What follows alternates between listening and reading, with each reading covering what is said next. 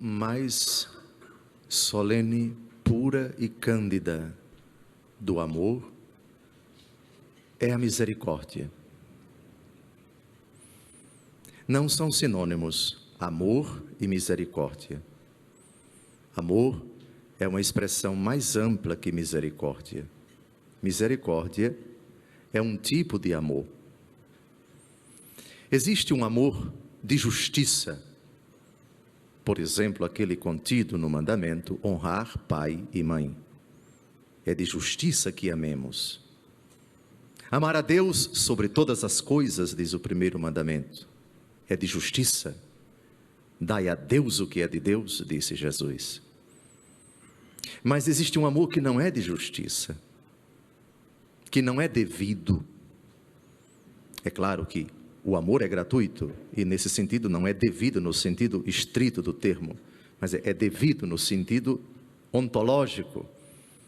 Amar a Deus sobre todas as coisas é uma obrigação do ser e não de uma condição jurídica. Eu estou obrigado a amar. Não se pode obrigar ninguém a amar.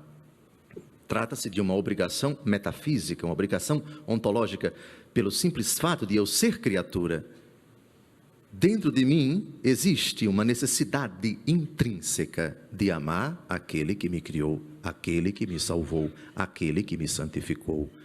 O mesmo se aplique, guardadas as devidas proporções, para o pai, para a mãe, para as pessoas que nos amam, que nos protegem, que nos guardam, enfim.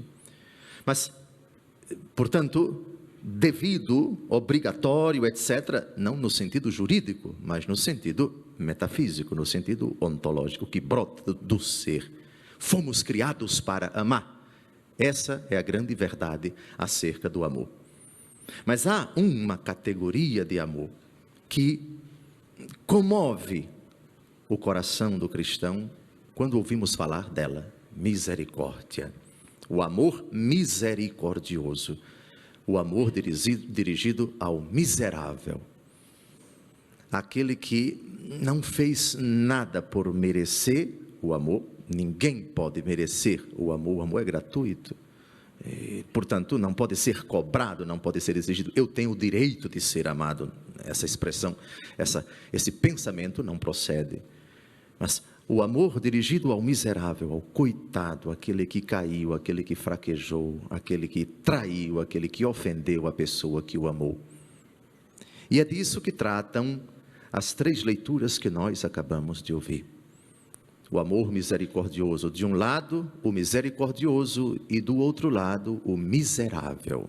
Miséria, lama, a podridão, a desgraça fétida, abjecta, repugnante, grotesca, execrável, ou, para usarmos a expressão do Apocalipse, no capítulo 3, versículo 20, e esse é o retrato de todos nós, criaturas humanas, exceto a Virgem Maria: infeliz, miserável, pobre, cego e nu.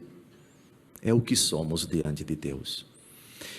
E neste dia do tempo do advento em que caminhamos para o Natal de nosso Senhor Jesus Cristo, a palavra de Deus vem nos consolar. Coloquemo-nos todos na condição de miseráveis. Coloquemo-nos todos com a nossa podridão passada e presente, exceto aquelas que já foram perdoadas no sacramento da confissão, celebrado de nossa parte com contrição, com um sincero propósito de emenda. Mas vislumbremos tudo aquilo que já fizemos, pensamos, afirmamos de mal, que ofendeu a Deus, a criação dele, que ofendeu ao próximo e que nos ofendeu a nós mesmos, para compreendermos a beleza da palavra de Deus que vem ao nosso encontro na condição de povo sofrido, povo machucado, por causa dos seus pecados, é o tema da primeira leitura, e ovelhas desgarradas é o tema do evangelho que nós acabamos de ouvir. A primeira leitura de hoje, extraída do livro do profeta Isaías, parece-me que é a primeira leitura do domingo passado. ela abre o chamado livro da Consolação, que é o segundo livro, a segunda parte do livro do profeta Isaías, capítulos de 40 a 55, o chamado Deutero-Isaías. Essa segunda parte do livro de Isaías, segundo os exegetas, foi redigida na época em que Israel estava no exílio. A primeira parte do exílio, a primeira deportação dos hebreus para o cativeiro de Babilônia, aconteceu no ano 597, no final do reinado do rei Joaquim. Israel só volta do Egito cerca de 70 anos depois, no ano 537, quando cai o Império Babilônio, graças ao avanço, ao triunfo do Império Persa, liderado por Ciro, o grande imperador persa. Pérsia é hoje o Irã e Babilônia é o atual Iraque. Pois bem, dois países que ficam a cerca de 3 ou 4 mil quilômetros distantes de Israel. Pois bem, vocês sabem o que é passar 70 anos longe da sua terra, da sua pátria, com costumes bem diferentes do seu povo, sem ter direito a um templo para louvar o seu Deus, sem ter autonomia econômica, política, social, religiosa, sendo escravos de um povo idólatra que acreditava em muitos deuses, que não reconhecia o Deus de Israel. 70 anos é um tempo muito longo. Foi um castigo tremendo que Deus infligiu a este povo, mas Israel foi para o cativeiro por causa do seu pecado, da sua desobediência, da sua infidelidade. O que temos então 70 anos depois? Nós já temos uma geração que não conhecia a Terra Santa. Muitos não quiseram voltar, e aqueles que vão voltar, porque Ciro agora vai libertá-los. Ciro foi tido como instrumento de Deus, é reconhecido, inclusive chamado de o meu ungido. O próprio Deus chama Ciro, rei da Pérsia, que não acreditava no Deus de Israel, mas por ter sido um instrumento de Deus para libertar o seu povo, é chamado de ungido. 70 anos depois, então, esses coitados, esses esmulambados, esses desmoralizados hebreus, escravos, vão voltar para a sua pátria. E agora? Quantas dores, quantas tristezas, quantas humilhações, quantas mudanças de mentalidade. Não é brincadeira passar 70 anos numa terra distante e agora vai voltar. O povo vai retomar a sua caminhada, mas ao chegar na Terra Santa, ele vai ter que reconstruir o templo, a cidade que está literalmente jogada às baratas. É um recomeço, é começar tudo de novo. É uma vida nova, e não vai ser vida fácil, vai ser vida de sofrimento, de angústia, de aflição, mas é o preço que se paga por causa dos pecados cometidos 70 anos atrás.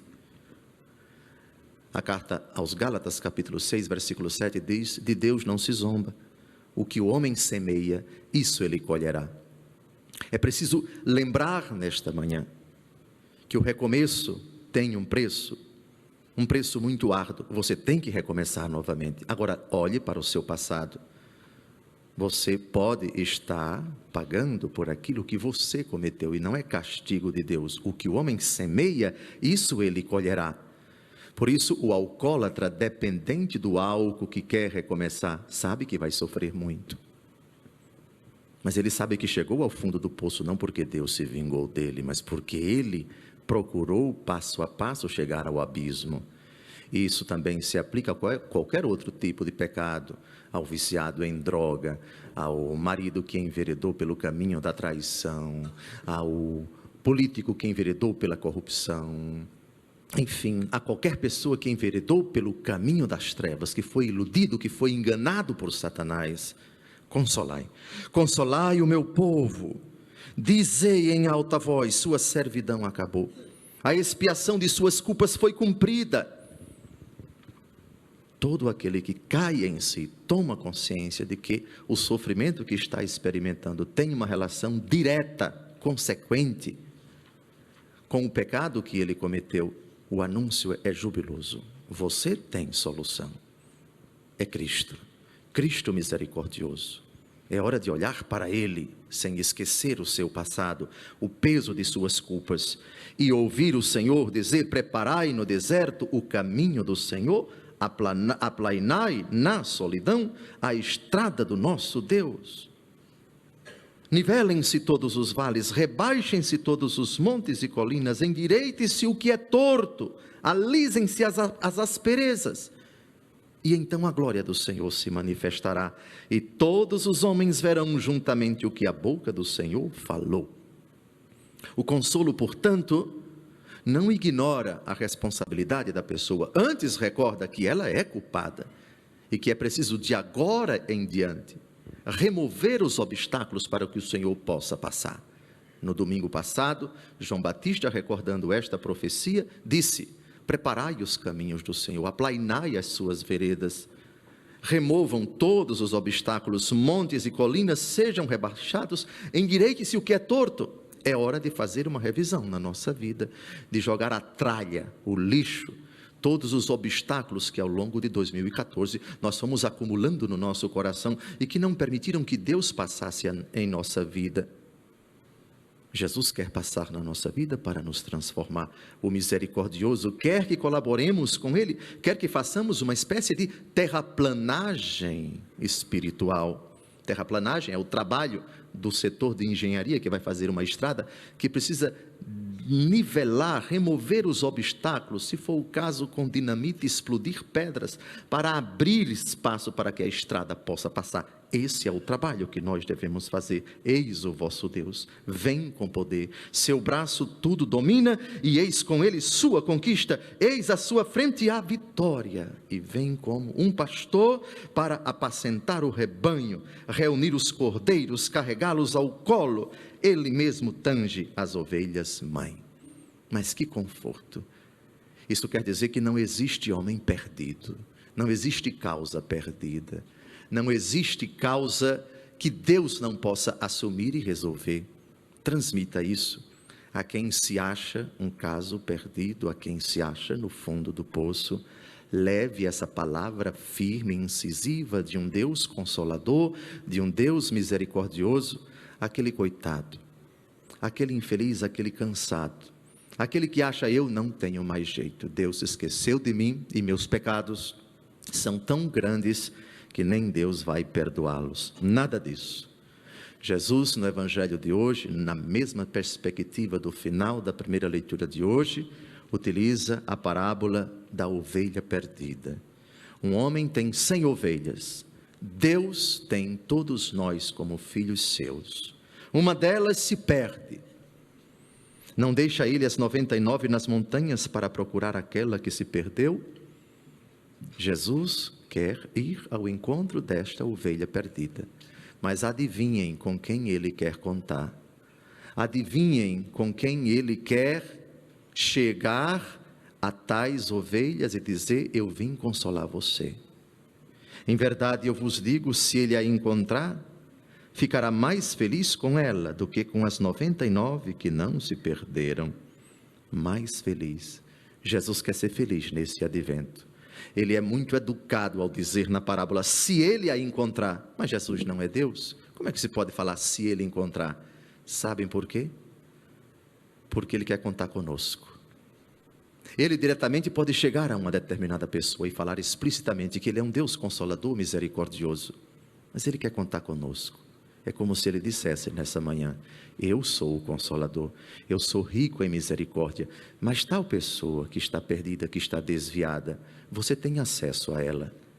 Transmita essa mensagem, vá ao encontro dela, fale que eu sou um Deus bondade, não diga que eu sou um Deus que castiga, que pune, que condena. Seja a expressão da minha misericórdia. Fale com doçura para ele que eu sou um Deus bondade, sempre pronto a perdoar, porém não posso consolar a pessoa enquanto ela estiver no pecado. É preciso que ela rompa com o pecado. Jesus disse de forma bem clara, bem contundente, a adúltera flagrada em adultério, quando ia ser apedrejada, João capítulo 8, versículo 11: eu não te condeno, vai, e de agora em diante não tornes a pecar. Você drogado, quer mudar de vida? reconheça que é dependente e vá se tratar. Eu arrumo para você Fazenda da Esperança, alguma instituição para você se recuperar. Mas é preciso que você reconheça que é dependente e que queira romper com o pecado. Continuar se drogando, não. Idem para o alcoólatra, idem para o adúltero, idem para o corrupto, idem para seja lá quem for. E isso é consolação. Não é consolar a pessoa deixando-a no pecado. Isso é irresponsabilidade. Jesus foi muito claro: eu não te condeno, vai e de agora em diante não tornes a pecar. Consolador, mas pactuando com o pecado, não. Misericordioso, sim, mas que aprova, que passa a mão na cabeça de quem quer continuar no pecado, não. Louvemos e bendigamos ao Deus cheio de misericórdia, que não compactua com o pecado. Louvado seja nosso Senhor Jesus Cristo. Para sempre seja louvado.